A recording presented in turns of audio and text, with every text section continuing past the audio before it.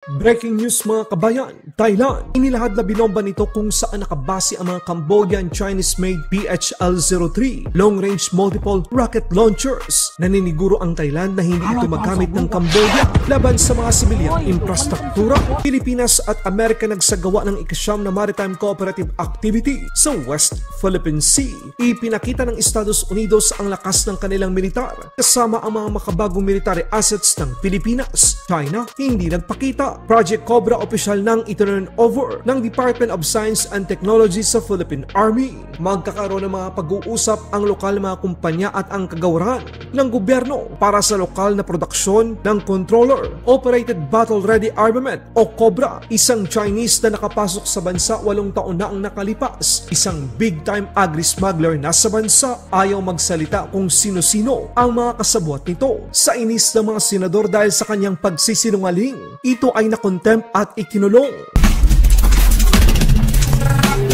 Itinampok ng Pilipinas at Estados Unidos ang kanilang ikasyam na bilateral maritime cooperative activity kung saan binigyan diin ang interoperability at pangako sa seguridad sa rehiyon. Matagumpay na isagawa ng Armed Forces of the Philippines at ng United States Indo-Pacific Command ang maritime cooperative activity noong ikasyam hanggang ikasampu ng Disyembre. Sa panahon ng sari-saring pagsasanay, nag-deploy ang Armed Forces of the Philippines ng matatag na puwersa, kabilang na ang BRPO Rizal FF-150, 3 FA-50 fighter jets, 3 A-29B Super Tucano aircraft, isang Philippine Air Force Black Hawk at isang Sukhoi helicopter. Ang United States Indo-Pacific Command naman ay nag-deploy ng USS Rafael Peralta DDG-115, isang Arleigh Burke-class destroyer. Taglay nito ang 70 mga vertical launching system at sari-saring mga armas, MH-60R Seahawk helicopter at isang P-8A Poseidon maritime patrol aircraft. Ito ay nagpapakita ng mga advanced na kakayahan ng surveillance, naval warfare at joint maritime operations. Makikita din sa larawan ang mababang paglipad ng P-8A Poseidon sa pagitan ng BRPO Rizal FF-150 at USS Rafael Peralta DDG-115. Nagsanay din ang tatlong mga FA-50 kasama ang P-8A Poseidon maritime patrol aircraft ng Amerika. Ang nakapagtataka, hindi nagpakita ang mga barko ng China. Takot ba sila sa Amerika? Sa ibang balita naman, inilahad ng Thailand na ang ginawa nilang airstrike noong Lunes sa Cambodian military facilities kung saan nakabase ang Chinese-made PHL-03 long-range multiple rocket launchers na posibleng gamitin ng Cambodia laban sa mga sibilyang infrastruktura ng Thailand. Sa kasalukuyan, merong 6 na PHL-03 long-range multiple rocket launchers ang Cambodia. Pwede itong maglunsad ng guided at unguided rockets at tamaan ang target sa layo na 70 hanggang 130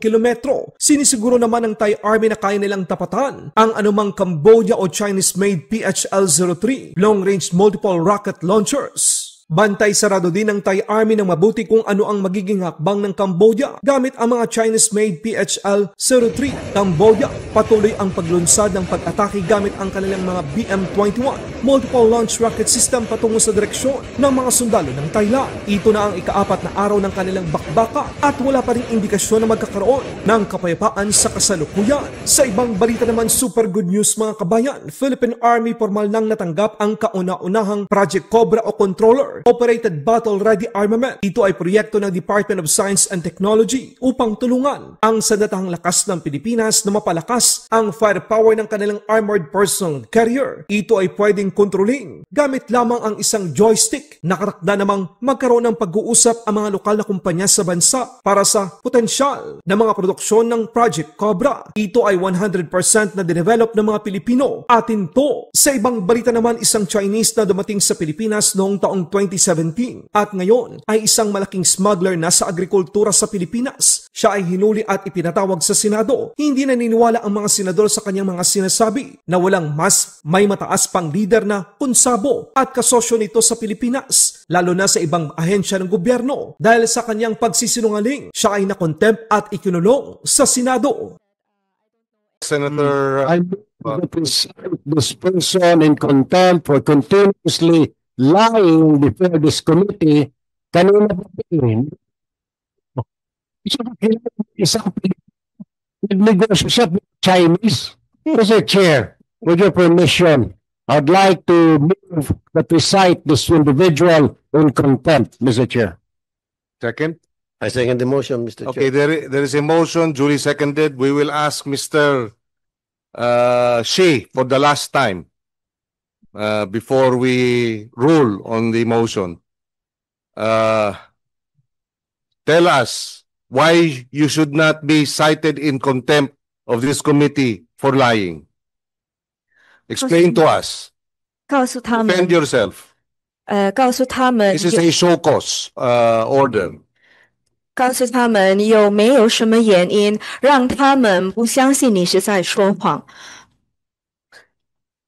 Tumawa pa, oh. 这个原因怎么说啊？我说真的，但他们如果不相信我，真的也没办法变出什么话来。